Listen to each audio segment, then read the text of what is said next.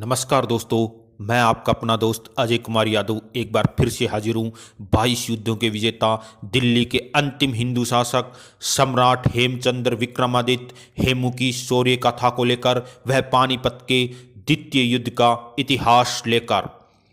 जब हुमायूं को चौसा और कन्नौज के युद्ध में हराने के बाद शेर शाह सूरी ने भारत से बाहर खदेड़ दिया, तो हुमायूं ने सिंध में अमरकोट के यहाँ शरण ली और ईरान तक भटकता फिरता रहा। 1555 ईस्वी में हुमायूं ने दिल्ली के ऊपर दोबारा आक्रमण किया। वह सर हिंद के युद्ध में शेर शाह सूरी के वंशज सिकंदर शाह सूरी को हराकर दिल्ली पर कब्जा किया। हुमायूं ने कुछ महीने शासन किया और सीढ़ियों पर लुढ़कने के कारण उसकी मृत्यु हो गई। इस समय आदिल शासूर, जो शेर शाह सूरी का वंशज था, उसने हेमू को आदेश दिया कि यह अच्छा अवसर है और दिल्ली के ऊपर आक्रमण करके कब्जा कर ले। हेमचंद्र विक्रमादित्य उस समय बंगाल के अंदर थे।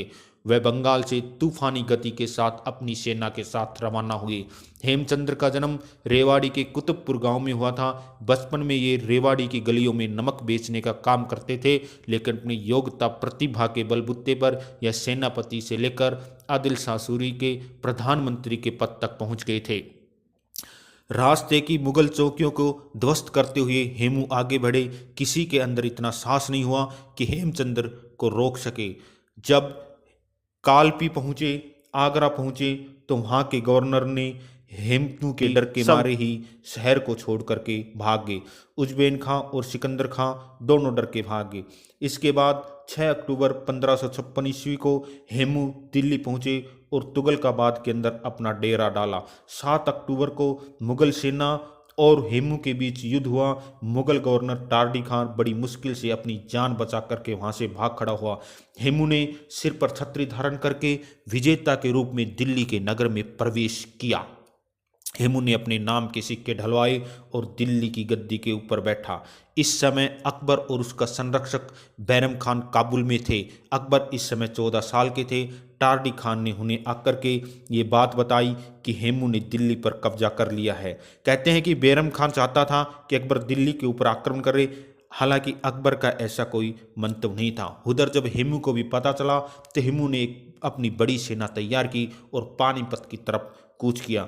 हेमू की सेना ने लगभग 30,000 घुड़सवार थे और 1500 के आसपास हाथी थे। उधर बैरम खान अकबर ने अपने 10,000 लोगों की सेना पानीपत की तरफ रवाना की। अली कुली शैबानी, जो एक प्रसिद्ध तीरंदाज था, उसके नेतृत्व में अकबर ने अपनी सेना भेजी।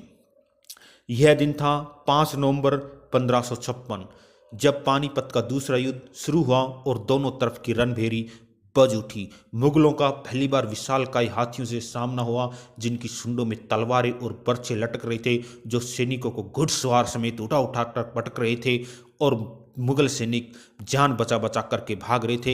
हेमू ने सेना के दाएं और बाएं भाग को लगभग पूरी तरह ध्वस्त कर दिया और लगभग ऐसा लग रहा था, लग क्या रहा, उस समय ऐसा निश्चित था कि हेमू की विशाल सेना मुगल सेना को हरा देगी और अकबर का आना यहाँ पर बड़ी भूल साबित होगा, क्योंकि अब तक भारतीय भी बारूद से परिचित हो चुके थे। उसके दादा बाबर ने तो बारूद और तोप के बल पर ही विजय पाई थी। लेकिन इस समय भाग्य भारत के साथ नहीं था। हेमू हाथी के ऊपर सवार होकर के अपनी सेना को हौसला बढ़ा रहा था, चिल्ला चिल्ला करके उत्साहवर्धन कर रहा था। हेमू ने इस समय अपने सिर और शरीर में कोई भी कवच धारण नहीं कर रखा था। उधर जो मुगल सेना के अंदर कुली बेग के नेतृत्व में जो निशानेबाज थे, वे तीर वर्षा वर्षा के किसी तरीके से सेना को रोकने की कोशिश कर रहे थे। लेकिन दुर्भाग्य से इसी समय हेमू की आंख के अंदर एक तीर आकर लगा और हेमू की खोपड़ी में धसका। हेमू ने हिम्मत नहीं हारी, दोनों हाथों से पकड़कर तीर को बाहर खींचा और कपड़ा लगाया और दोबारा से युद्ध का संचालन करने लगे।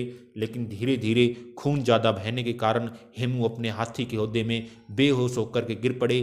धीरे धीरे ये खबर पूरी सेना के अंदर फैल गई। सैनिकों का हौसला डाउन होने लगा और एक जिद्दीबाजी भारत हार गया। कुलीन खान ने जाकर के देखा कि एक हाथी आवारा क्यों घूम रहा है। उसने वहां देखा कि हेमू उसके अंदर बेहोश पड़े थे। हेमू को अकबर के सामने लाया गया और बैरम खान ने उनका सर तलवार से काट दिया। कुछ लोग कहते हैं कि अकबर ने हेमू का सर काटा था। इस प्रकार से भारत एक जीती हुई बाजी हार गया। हेमू अपने समय का विश्व प्रसिद्ध विजेता था, जिसने 22 युद्ध जीते थे और अंतिम युद्ध हारा, वो भी दुर्भाग्य से हारा। हेमू के पिता को भी इस्लाम स्वीकार करने के कारण बैरम खान ने मरवा दिया और एक बार इस प्रकार फिर से दिल्ली पर मुगलों का अधिकार हो गया। हेमू ने भारत देश की रक्षा के लिए अपना सर्वोच्च बलिदान दिया।